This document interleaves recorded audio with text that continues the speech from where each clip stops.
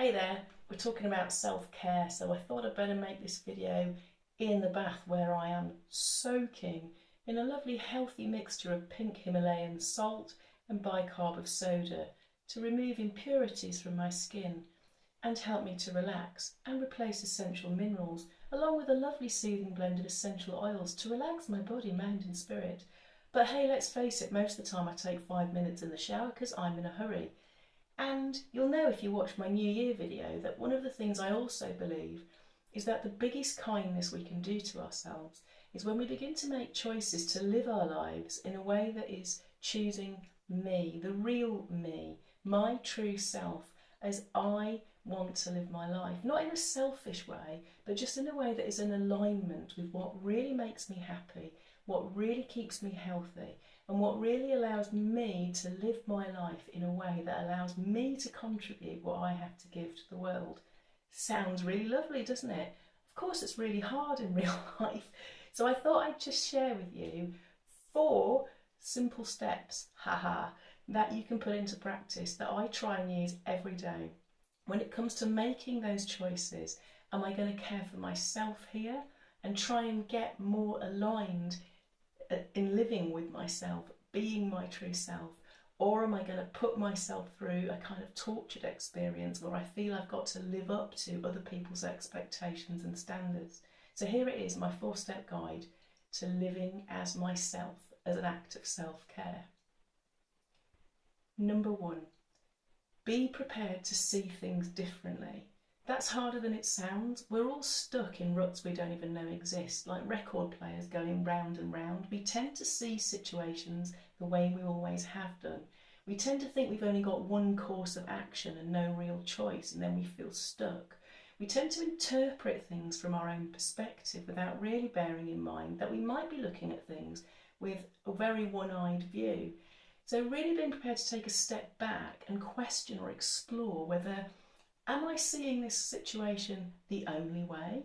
Is this really the only choice that I have? Even if the choice is a difficult one, do I have a choice?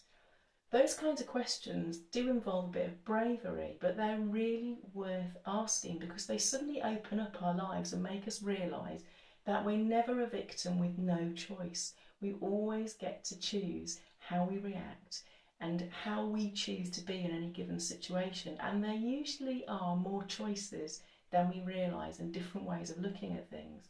That opens up a whole wealth of possibilities when we dare to do it. Step 2, be courageous and act on your deeper impulses without analysing or overthinking. So very often the first impulse that we have, like that felt sense when somebody asks us to do something, we kind of feel that, oh, I don't want to do that. Or that sense of, oh, yeah, how exciting. Very often that impulse is the truest one. And then all our thinking kicks in and starts thinking through, well, what will be the consequence if I don't do that? They might not like me anymore, or I might lose my job, or I might not be very popular. And so we begin to think things through and make them more complicated. And then we lose touch with that initial deep felt sense of what is actually true for me. When we dare to feel that, again, we open ourselves up to what's true for me and what's actually going to make me happy in this situation. Then we just have to decide how we act on it. Number 3, allow yourself to feel and heal and then let it go. And that takes longer than we think.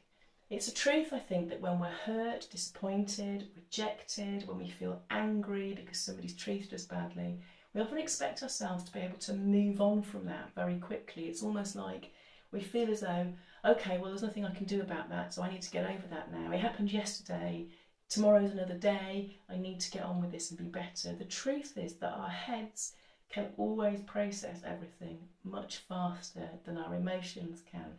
And a little bit of kindness and consideration for that emotional process of really allowing ourselves to feel what we feel, giving ourselves some compassionate kindness that says, I'm not surprised I feel this so badly. Allowing ourselves to really process it so that we can truly let go and leave it behind means that when we do move forwards, we do it without taking a load of unconscious baggage with us, where we're saying, yes, I'm fine, it was all in the past, it's all done and gone now. but inside it still stabs at us if anybody mentions that thing that happened 3 years ago. So like they say, feeling is healing. There's no way around it. We need to acknowledge our feelings and give them some time before we let go. And the third thing is care for your body as it goes through the process of integration and adaptation. All the changes that we make as we begin to try and align ourselves more with our true selves, our real dreams, our real longings, our real passions, they can be quite stressful on the body because we've had ways of doing things that feel normal to us. And making changes creates stress, and that can actually be quite a strain on our body. So it's important to be aware of the fact that when I'm doing things differently, or when I'm suddenly standing up for myself in new situations, I need to tune in to the cost to my body and just make sure I'm looking after it. That might be as simple as taking a nap, or maybe thinking carefully about eating the right foods to support us through a time of stress, or taking a multivitamin. Or it might be really making the effort to get outside and burn off our adrenaline with a brisk walk, or doing a bit of exercise just to make sure we're not holding pent up tension. But whatever it is that your body is asking for, it's really important that you give it to your precious body, which is having to integrate all these changes that you are making. And it does cost. So that's it. Sounds really straightforward, doesn't it? But I think what I'm going to do now is just lay back in the bath and enjoy another 10 minutes of self-care, because I wouldn't want to waste all this lovely hot water now, would I?